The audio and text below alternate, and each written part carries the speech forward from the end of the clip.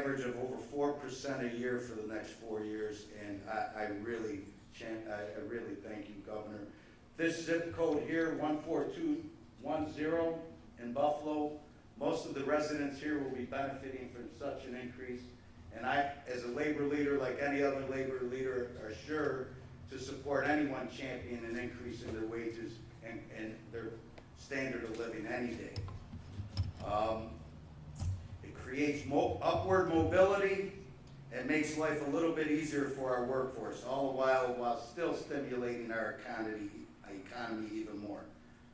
For a comparison, there are 20 states in our great nation that still pay a $7.25 an hour minimum wage. I mean, it's, what color do you think those states are? Blue? I don't think so. Right? No? But that equals $290 a week. Do you think any family can support their family, have a home, have health coverage, save for a pension, save for a rainy day, pay for their vehicle, pay for vehicle insurance? That's never going to happen.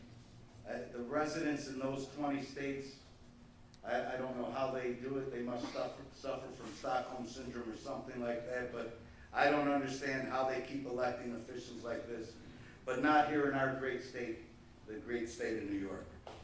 We are a very close-knit family. We lift all boats, we support our families, and we rest a little easier at night. And with the continued leadership, tenacity, and steadfastness of Governor Hochul, we will continue to be on that right track. So without further ado, let's give it up for our great buff gov, Governor Kathy Hochul.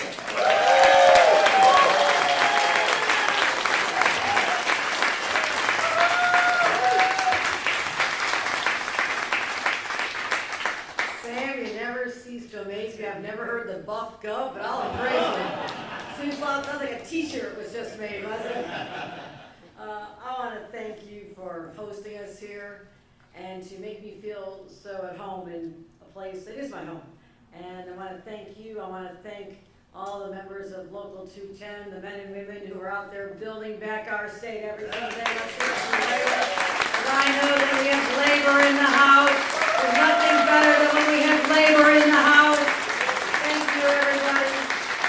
Very fortunate to have some of our elected leaders from the state level who obviously supported this and pushed hard for a minimum wage increase, starting with our Senator Sean Ryan. Let's give a round of applause for Sean Ryan. Assembly member Monica Wallace has joined us.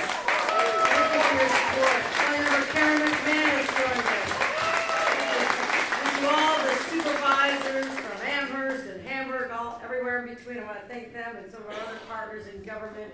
We also have a hometown favorite as well, is to spend some of his week in Albany because he is my Commissioner of Civil Service, and that is Tim Hose right there. I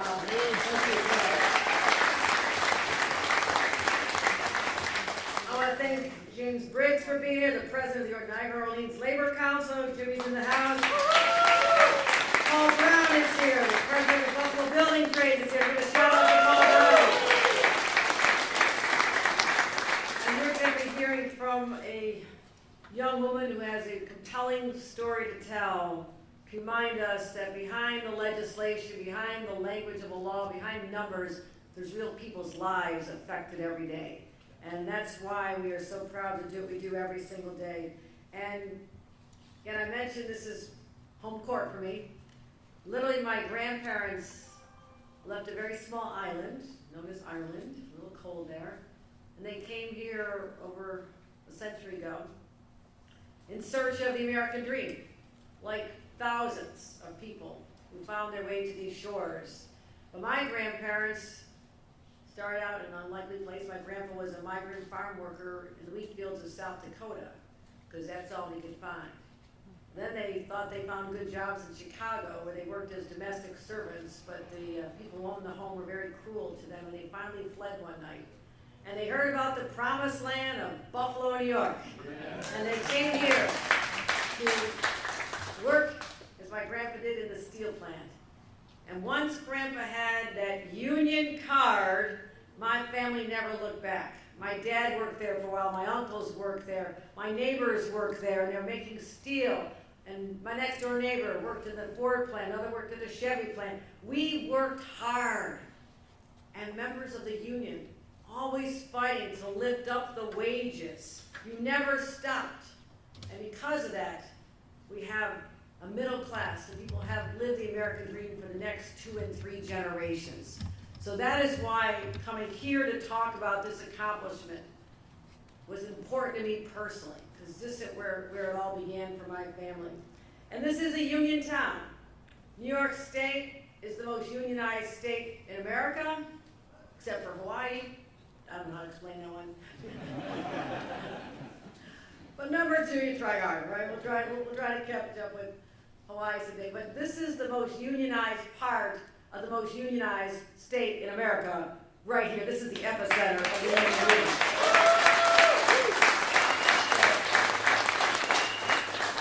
That's why we come and talk about how we lift people up, how we lift families up. And my God, we know the cost of everything has gone up so much. You think about just that grocery bill, you just still look at it, it's like, oh my God, when's it gonna ever start going down again? And we're seeing some progress. The cost of gas is down a lot from what it was a year ago. Even eggs aren't outrageously expensive as they were, but it's still really expensive to pay the monthly mortgage or to pay for your monthly rent and to pay for your utility bills. It is still really hard to get by.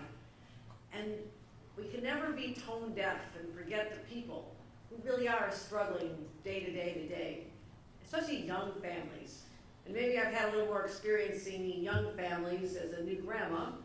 I actually happen to know how much it costs for diapers and formula once again. And I remember when my kids were now in their 30s, I said, once they stop being in diapers and drinking formula, I'm gonna feel rich, because those are such expensive commodities when you think about it. And they keep outgrowing their clothes, seems like every other week. So families are under stress. So anything we can do to help them. And that is why, working with our legislators here, we said, why is it that there's a tax credit for families, which is very nice, for families with children over age 5? What about the infants to 4-year-olds? Because they're probably among the most expensive. So we changed that in our law. Let's give a round of applause to our legislators who are here to make that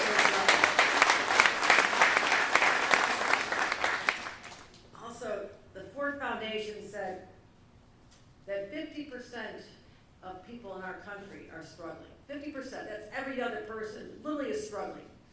And we're trying to find ways to lift them up, and hearing from voices like Vanessa Hall, who's going to be joined. She's a single mother who knows how hard it has been, but how the minimum wage meant a lot to her at one time, but now she has surpassed that. And she is a voice for others, reminding us of the families and the struggles, particularly for young women. We're just trying to get that fair shot in life. So I'm looking forward to hearing your remarks, Vanessa, as well. So part of it is child tax credits. Part of it is assistance for utility bills. We accomplished that as well, because that's something that we know very well in upstate New York, especially here in Buffalo. But starting with our minimum wage.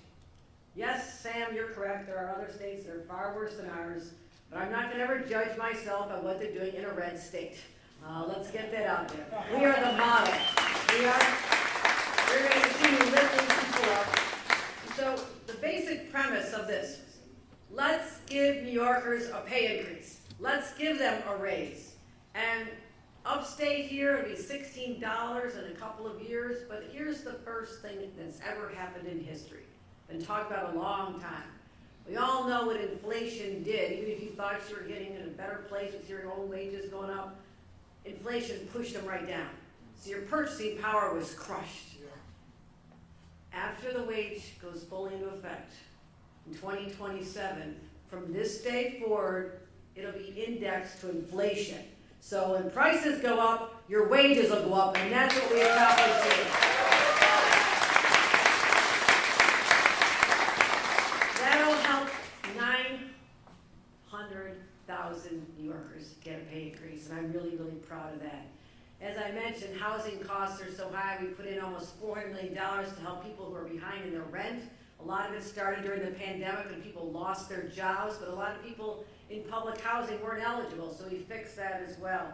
We also made sure that we're focusing on making sure that we talk about our energy costs and climate resiliency and climate changes, that we help offset the cost for New York, because the transition to clean energy is going to be expensive, but it is essential. It is essential. We're not turning backwards. But we have to find ways to make it more affordable for people. But the other part is, we made sure that we talked about all of our clean energy initiatives, that we have project labor agreements, so labor is at the table and making sure that they get a piece of the new green future here in the state of New York. We also launched a wage theft task force. Believe it or not, you might be surprised to hear this, there are some unscrupulous employers out there. Sorry to break this, Sam. We launched an investigative team in our Department of Labor that is finding out anyone who reports and investigating to make sure that they stop wage theft from taking literally money out of the pockets of our hard-working men and women. So we've accomplished that as well.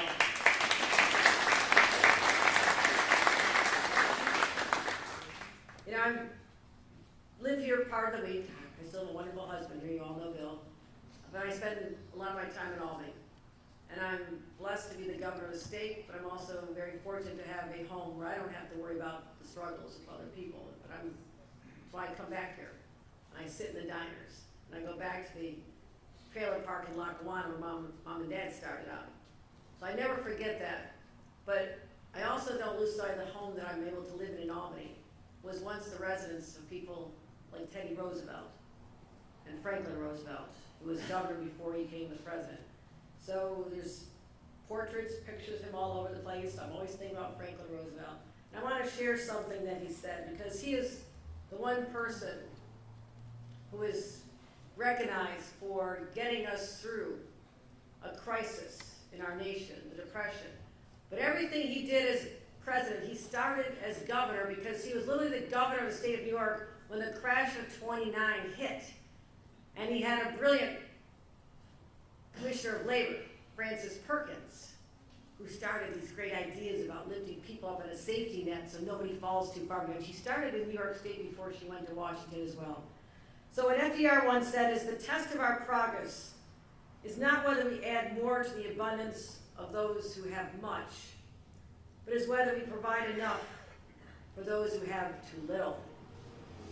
That's what we're doing here today. That's what we're doing all across the state of New York, until every single New Yorker has the same shot at the dream that perhaps their parents, their grandparents, their ancestors envisioned. We're not stopping.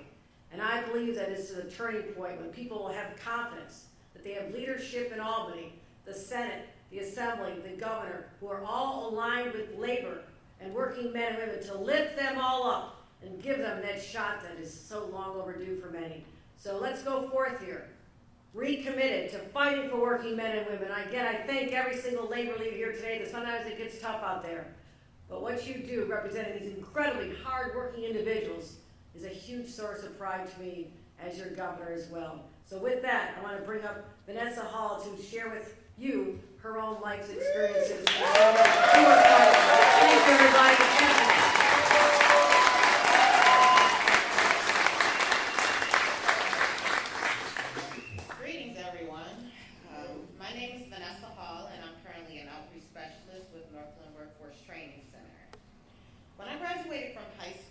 I wasn't sure what I wanted to do, so I went right into the workforce. I worked in customer service, making minimum wage on the phones. But with the changes in technology, I realized that computers were taking over my job. Trying to figure out my next move, I then decided that I would work in the healthcare field. I knew the job was in demand, and I knew that there was a need for caring people like me. But I had to work a minimum of 60 hours a week to pay my bills. I like to stress that I do not live above my means. It was just my income wasn't enough for me to meet my basic needs and for me to take care of my family. As a single mom, that was not ideal for me. I knew that I had to make a change. I realized that I was overworked and underpaid. I was living check to check, as I had been for the past 10 years. Knowing that I wanted to continue knew that I needed to help myself first. So I made the choice to invest in myself through education and training, not only for me, but for my children. That was when I enrolled into Northland Workforce Training Center in the mechatronics program taught by SUNY Erie Community College. I completed the program in 2019, and I immediately had 2 job offers.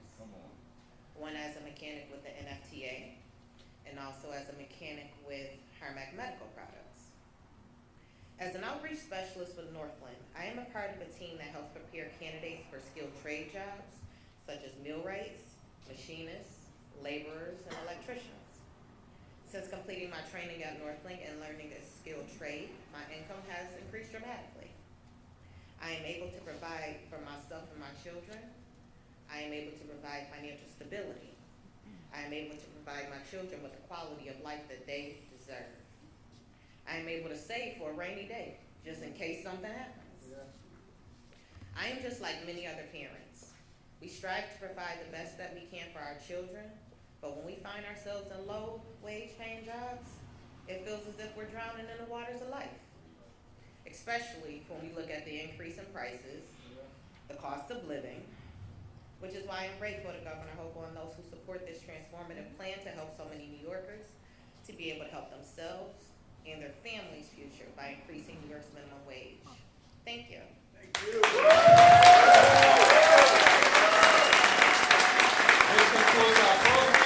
Give the elected officials come up for a photo, the people who elected officials, and also our labor leaders, come on up for like a nice picture with this great group of men and women. Thank you.